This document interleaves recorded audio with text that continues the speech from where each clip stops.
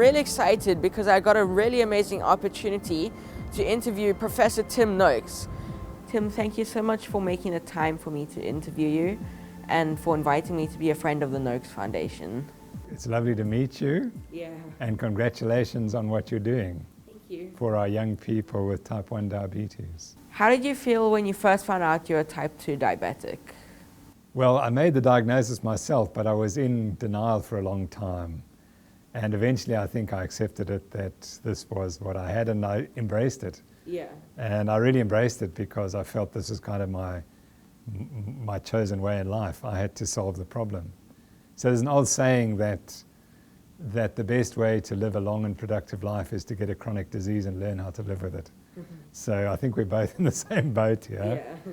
And that's the way I see it, that we have a job to help other people understand, because we have an education or understanding or knowledge that maybe other people don't have. Yeah. And so we've got a job to do. And I'm very glad to be able to work with you to help other people understand that diabetes is not an irreversible disease. It's not a disease that's going to kill you. It will if you don't take care of yourself. Yeah. And as you know, it all begins with nutrition, and that's what we have to sort out.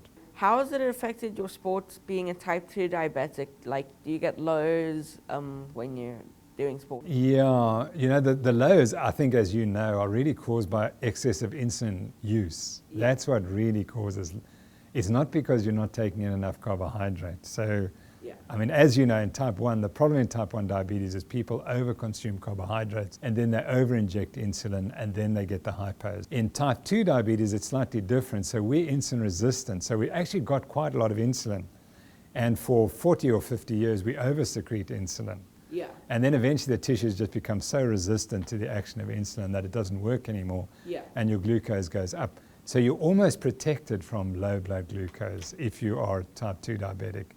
It's almost impossible. I mean, I try every day to get my glucose down, and I can fast and I can run, and it's almost impossible to get it in the normal range. What is your biggest regret having found out you're a type 2 diabetic? My greatest regret is that I listened to the experts. And so you need to go back to 1977 or before that, when I was brought up on a high-fat, low-carbohydrate diet, as everyone was up to the 60s. Yeah. And if you look at the people of the 60s, the kids, they were all lean. Every one of us was lean. And if you look today, of course, it's quite different. And the difference is the high-carbohydrate diets that we're eating today. So when I was in my early 20s, I was eating a high-fat diet. But then I went to become educated at the University of Cape Town. And unfortunately, I studied the heart. And the professor says, well, if you want to study heart disease, you've got to eat a low-fat diet, you've got to eat margarine, and you've got to avoid saturated fat and so on. Yeah. So I bought in.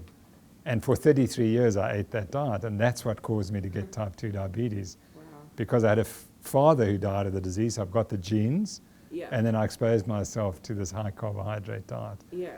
And even though I did lots of exercise and ran many, many marathons, it didn't help. I still got type 2 diabetes. So in my case, but I'm the problem because I was testing my fasting glucose, and it seemed okay.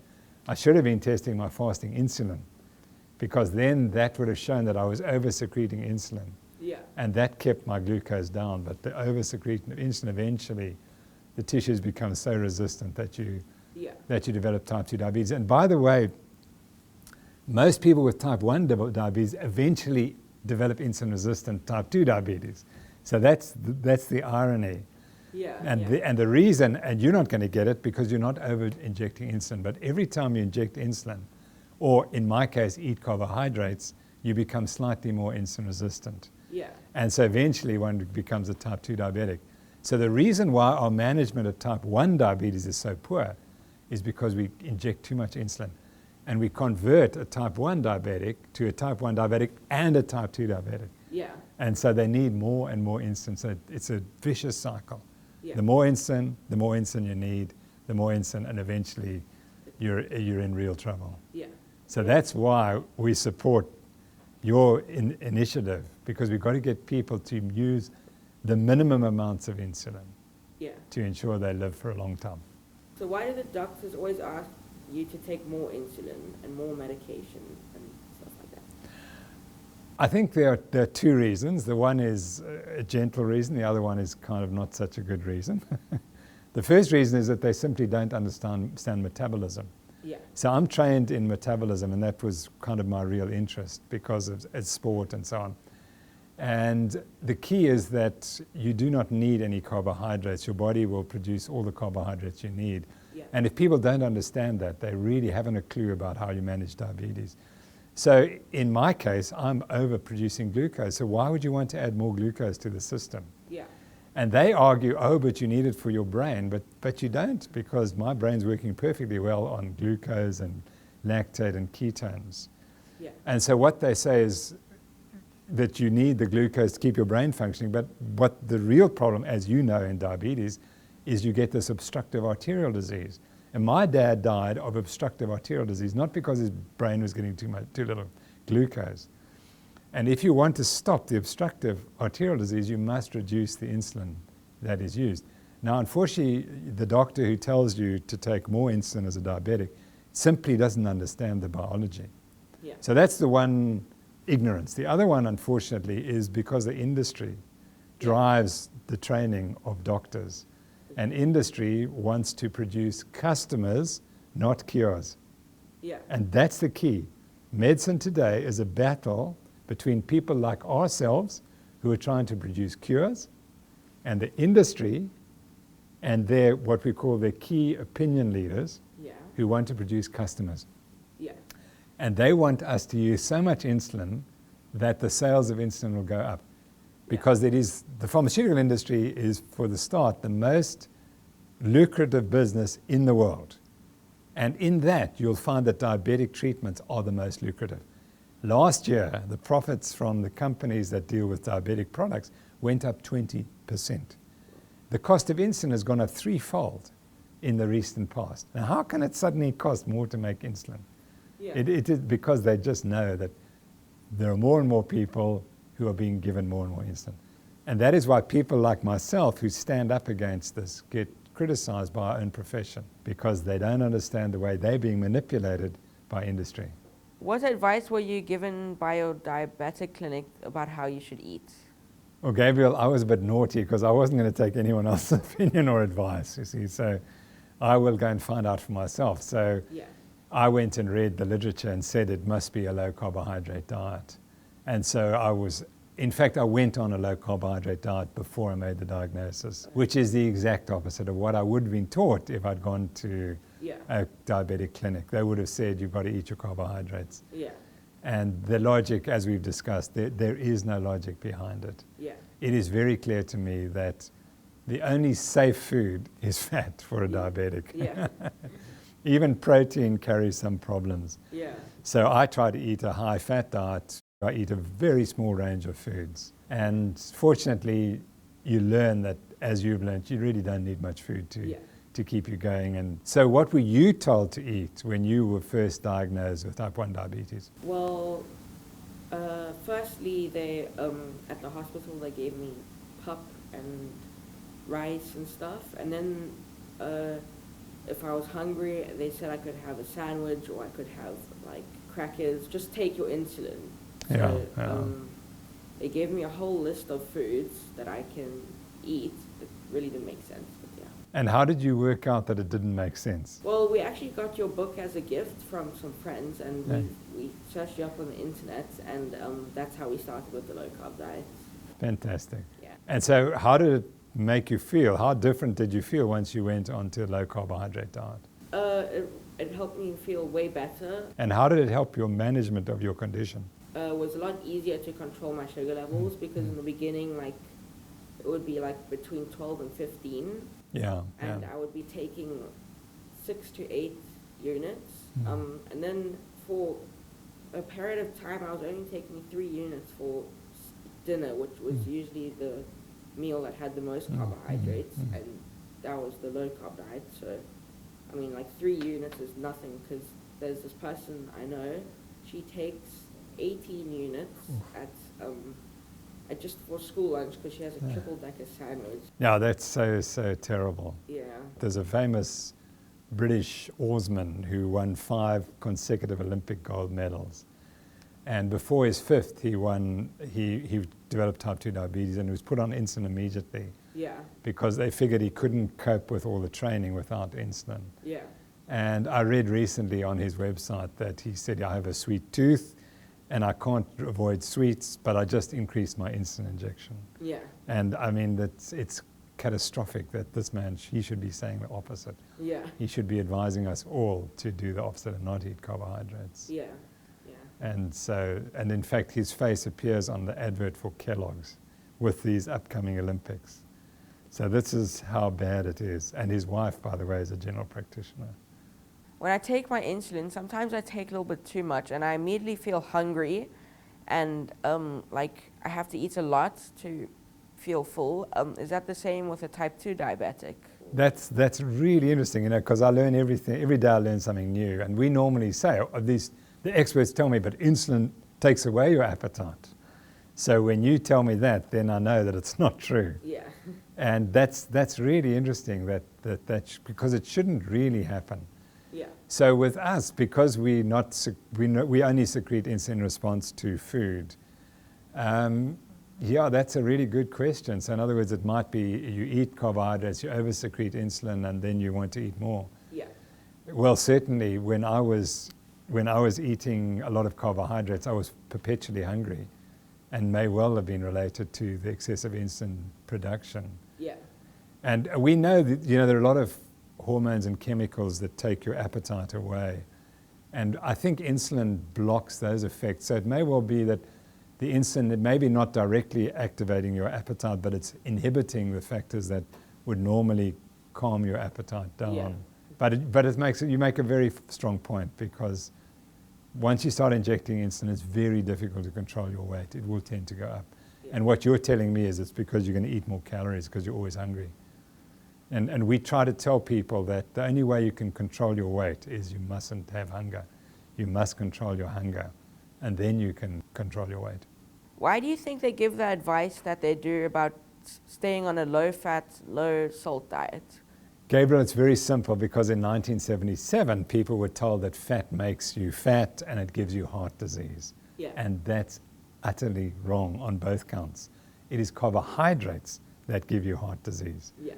And we know that now, because we are at greatest risk of developing arterial disease, diabetics.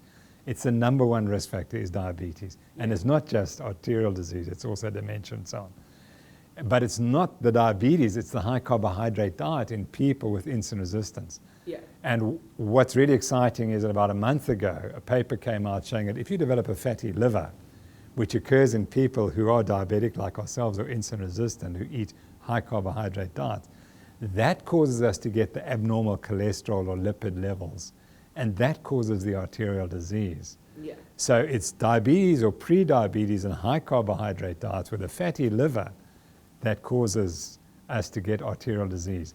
And unfortunately, the people don't know that yet. Yeah. And they're still on the old idea that fat gives you arterial disease, which it doesn't. And so that is why they continue to give the wrong advice. Yeah. And the tragedy is that the industry has come along with these drugs to lower cholesterol, these statin drugs. And they only look at your cholesterol, so that if your cholesterol is high, you're immediately put on a statin drug to lower cholesterol and a low-fat diet. And they don't look, hold it, has this person got pre-diabetes? Yeah. Because if they have pre-diabetes or diabetes, this diet's going to make them worse. Yeah. And because most of people at my age, or 50 or beyond, have insulin resistance, that low-fat diet is the last diet they need. Yeah. And it's actually going to cause arterial disease. Yeah. And so what people have argued is that the rates of heart disease are going down. Therefore, the diet's working. But that's not true, because the reason arterial disease is going down is because people are smoking less. And what's happening as heart disease is going down, diabetes, arterial disease is going up. And they just say, oh, we will just ignore that. All the people are losing their legs and becoming blind and losing their kidney function from diabetes. We'll just pretend they don't exist. Look at this, the heart disease is going away, we're curing arterial disease. Nonsense. The diet is causing arterial disease. Yeah. And sooner or later, the diabetologists are going to have to admit that they caused arterial disease in their patients by prescribing high carbohydrate diets. Yeah. And on that day, you and I are going to be right there suing them for giving us the wrong advice. Do you think we could get them to change the advice that they give? Well, Gabriel, it's up to you and me and every person with diabetes to do it, and just say, listen, I'm not interested in your advice, it's wrong. Yeah. And I'm not going to consult with you. Yeah. I'm going to sort myself out. I'm going to find the doctors like Neville Wellington and who helped you. We've got to support them, and they've got to make the difference and stand up, because the industry will never want it to happen. They want us as customers. They don't want us as cured patients. So it's up to the people to take control and say, no, we're not going to listen to you. We're going to be treated by the people who are going to help us cure our diseases, or at least live a long and happy life with this condition. Yeah. What do you think of Dr. Bernstein's book, The Diabetes Solution? That book's the Bible. It's the Bible for diabetes management, and everyone who has diabetes needs a copy of that. And they need to put it next to their bed and read it every night. Read a few chapters from it every night. That's the key. It's a brilliant book, and that's the one man who has had type 1 diabetes essentially all his life, and he has no complications whatsoever. Yeah. So he proves that this disease does not have to cause you any complications, but he's done it by minimizing insulin because he eats so little carbohydrate. What meals do you order when you go on international flights? I'll always eat the fish or the meat, and that's about it. And I'll make sure I've got some biltong if I can steal it into my into my baggage, and also macadamia nuts. What snacks do you eat in between when you're hungry? When I get hungry, I probably focus on nuts and cheese as the predominant ones. And then I do eat the South African product biltong quite a lot. In my fridge at home, I always have a tin of pilchards or mackerel. And so I will snack on that as well. What food do you miss the most that you used to eat before you were diabetic and on the low carb, high fat diet? So I must be absolutely honest. For 6 years, I have not cheated, except once. So that will tell you which food it is. And believe it or not, it was peanuts. So, which of course are not too bad, but they're not too good either. And for a week, I started eating too much peanuts, and my glucose control got worse. So I said that was it, and I went back. And literally, that is I don't even want to go down that route. And I'll tell you why, because if you ask me and I started thinking about it, then I might start missing those foods. Yeah. And what I've done is I just have no sweet foods anymore. And probably I think an apple, probably I would love to have an apple, but I don't think like that. I think, apple, diabetes, worse arterial disease. Yeah. That's how I look at it. So you kind of, and I'm sure you've done it yourself, you change your consciousness of food. Yeah. And if it's sweet, I don't want to touch it. Yeah. But to be honest, an apple probably would be something which would be a real treat for me. And the point I'm making here is that apples are a treat, but we don't. We treat them as if they should be eaten every day. I want to help young people make healthy food choices, but how do I convince them to eat healthy? That's a great question. And I can only go back to my own childhood because we didn't have those foods. And I think then it was easy. Yeah. And for us, a Coca-Cola once a week was that was a real treat. Now people, of course, have 3 or 4 a day, but that's kind of how we change. And I think it begins with breakfast, that you have to have a parent, a mother or father who's prepared to cook breakfast for you. And certainly I have 2 grandchildren, and this is how we bring them up. They are given bacon and eggs or salmon and chicken or whatever, and yogurt, full cream yogurt for breakfast, with the goal that they go to school, but they eat only when they come home again. Yeah. And so you can control it, and you control the hunger, so they're only hungry every 6, 8, 12 hours. Yeah. And that they don't eat at school, because then they're going to get exposed to all the foods you described. Yeah.